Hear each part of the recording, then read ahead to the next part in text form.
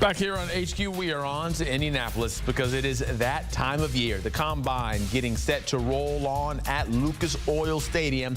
The entire league spending the week there to look at the next generation, hoping to find the pieces to the puzzle to make their team a contender and take them to the next step of what they hope will end up with them hoisting up that good old Lombardi trophy. One person who certainly helps to help a team do that is Caleb Williams, the top QB, who had this to say, complimenting the Bears, who of course have the #1 pick, said, "I'm not pushing any agenda. At the end of the day, the Bears have the last say. Regardless of how I feel, I'm not pushing an agenda of, yeah, I want to go, or no, I don't want to go. I'm excited for whatever comes." What's coming next for us is a date with Rick Spielman and Pete Prisco, who are joining us from Indy. And Pete, I'll ask you first. You hear Caleb Williams say that, and after all the speculation over the coming months and in the past of maybe he doesn't want to play for the Bears, what's going to happen? Is this a good sign, you would think, if you are a Bears fan and Bears brass? It wasn't exactly a ringing endorsement about going to the Chicago Bears. No, it's not a great sign. But he has, like he said, he has no choice in the matter unless he decides to sit out the season, and I don't think he's going to. So, no, it's not a good look when you have a guy like Caleb Williams saying, well, it's their decision. It doesn't sound like he really wants to go there, does it? No, he wants to go there. I mean, you're reading into this too much. Yeah, so let's take off the reporter hat for a second. Okay, the guy, if he's a #1 overall pick, he's going to probably get around $45 million guaranteed over the next 4 years. He's going to a team that has played very well towards the end of the season. They control the whole NFL offseason this year with the salary cap and the room they have to go out and sign free agency. #1 pick in the draft. He would be going into a great situation if he ends up with the Chicago Bears. And I think he knows that as well. I'm not saying it's not, but he didn't exactly sound like it was a ringing endorsement. Yeah. Why did he say, oh, if the Bears pick me, I can't wait to get to Chicago? He didn't say that, did he?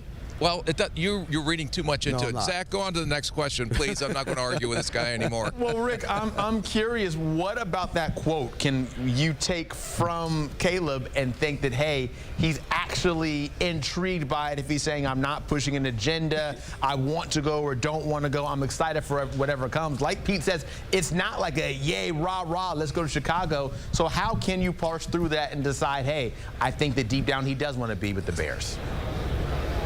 It is a politically correct statement because Chicago's been very active saying that we may want to come out and trade the #1 overall pick. So it doesn't want to come out, hey, if I don't go to Chicago, then I'm going to be disappointed with any other team that may trade up to get me. So I think he was being politically correct, saying that wherever he goes, he wants to play. It doesn't have to specifically be naming the Chicago Bears. As a GM, wasn't it your job to read people's thoughts and minds and get into their heads? You're not very good at it right now, I'll be honest with you. Well, That's not a statement that says, I want to go to Chicago. No, he's trying to say, I'm open to wherever I want to go in the NFL, and depending on who ends up trading up potentially to get him. And I am very good at it, except I still haven't cracked that noggin. You never will. You never will. I think we can agree to disagree between y'all two right there, so we can move on to that next topic now. Finally for you, Rick, and of course the D linemen and linebackers scheduled to meet with the media today. Let's go through some of the best fits for some of those top prospects who will be talking today, and let's start with you, Rick, and let's look at Dallas Turner. Yeah, in my opinion, Dallas Turner is going to be the top edge rusher coming out. I think he's going to blow away the combine and all the numbers here. There's no question about what he does on tape. Pete, you even said you thought he was better than Will Anderson coming out when Will Anderson came out last year. Tremendous upside. I think this kid will end up in Atlanta. They do need a pass rusher at #8 overall. Bud Dupree was their one-year rental. They have a very good defense. They got some weapons on offense. You'd think go quarterback if it's there, but if not, take the edge rusher to continue to build a really good roster. He's one of those guys, I don't think you've seen the best football from him yet. You know, it doesn't happen often where a guy plays better in the NFL than he does at college, and he was good in college. I think he can be special in the NFL. I think Atlanta would make a lot of sense, provided they don't go up and get a quarterback, because you know they need a quarterback. What about Latu Latu? How are we feeling about that, Pete, and where he might be sliding in to be the best spot for him? Yeah, it'll all be on the medical, and everybody knows the history of Washington and the neck, and then what he does down here at the combine and how he comes out of these medicals. But maybe the most polished pass rusher, technically with his hands. He can bend. He's an extremely good athlete coming off the edge. I think the best fit for him would be the Minnesota Vikings at number 11.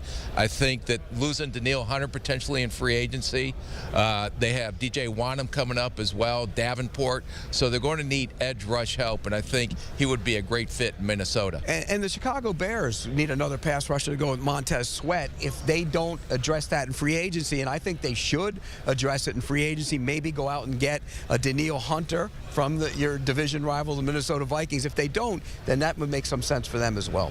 Last one we have on top. I have another guy for him. Who's the other guy? Go ahead. Can we go to Jared Verse? Because I know you asked Latu. Jared Verse is the best fit in Chicago, so I'm going to agree with you on that. And Montez Sweat, what a difference he made when they made that trade and were able to extend him to a long-term extension. They do not have another pass rusher on the opposite side. Chicago Bears defense, ever since Matt Eberflus took over the play calling, really improved through the season. Now, can you imagine Chicago Bears adding Verse to go along with Montez Sweat? Yeah, I mean, Verse is a really good pass rusher, too. I think it's you know, Turner and then Verse, provided the medicals are good. Latu's right there with him. The problem is we don't know if we got quite a letter yet from Verse to whether he wants to play in Chicago or not. Making it all come full circle. I appreciate you that, Pete, for the time and for the jokes that we always enjoy. Rick Spielman and Pete Prisco staying busy out in Indy covering the combine for us. You can check them out all week long. You can check out even more NFL coverage on the Pick Six podcast, which will have you covered all of the bases to know who's in, who's out when it comes to your teams and all the news happening. Make sure you like and subscribe for your audio listening.